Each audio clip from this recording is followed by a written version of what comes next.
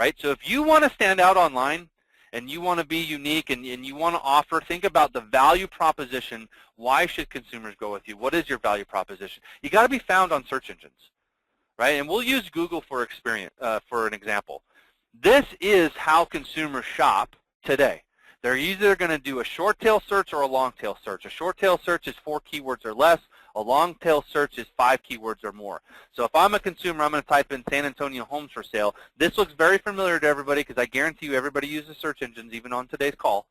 Okay, this is what we see. We see paid advertising links. Okay, there's 11. There's 3 at the top and 8 down the right, and then you have organic.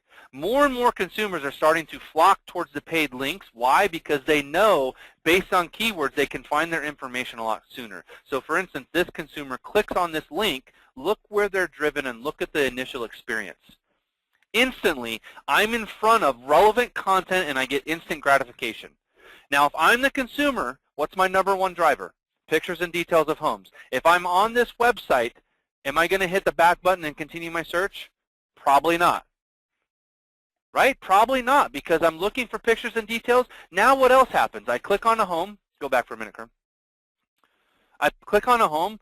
Instantly, I'm getting more now than just a home, right? Now I'm hitting those deeper, right? Those deeper gathering moments for the consumer. I'm getting market trends. I'm getting nearby listings. I'm getting school information. All of a sudden, as the agent, this agent now has created not only relevant content, but they've already planted the seed of value proposition. Here's my value proposition to my audience. Here's why more consumers choose me. Already done that on the first initial experience. Okay. Now, some of you are saying, okay, that's awesome to generate leads, but how does my website turn more leads into contacts? Well, it's a mentality and it's a strategy that you have to buy into today. You have to buy into today. So if you leave anything from this webinar, buy into this strategy today. Your goal with every new lead has to change. Your goal with every new lead you generate isn't to convert the lead, isn't to start a conversation, isn't to build rapport, isn't to whatever all the other things you're going to say.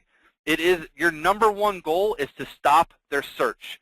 You need to eliminate all the other competition, all the other search engines, get them back to your website, because by doing that, it's going to help you determine timeline and what demographic they fall into. Right? The average consumer goes to 7 or 8 different websites before talking to an agent because we don't stop their search. In order to stop their search, we have to get them on our website and continue to drive them back with relevant content.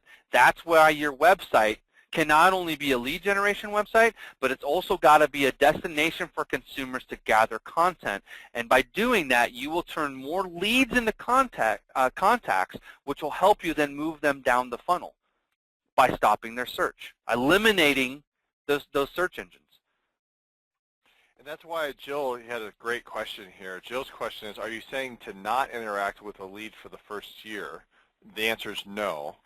And she then follows up, or so unless they contact us and just make sure website touches on all of the areas that you mentioned. Jackie just mentioned your #1 goal is to get them back to your site.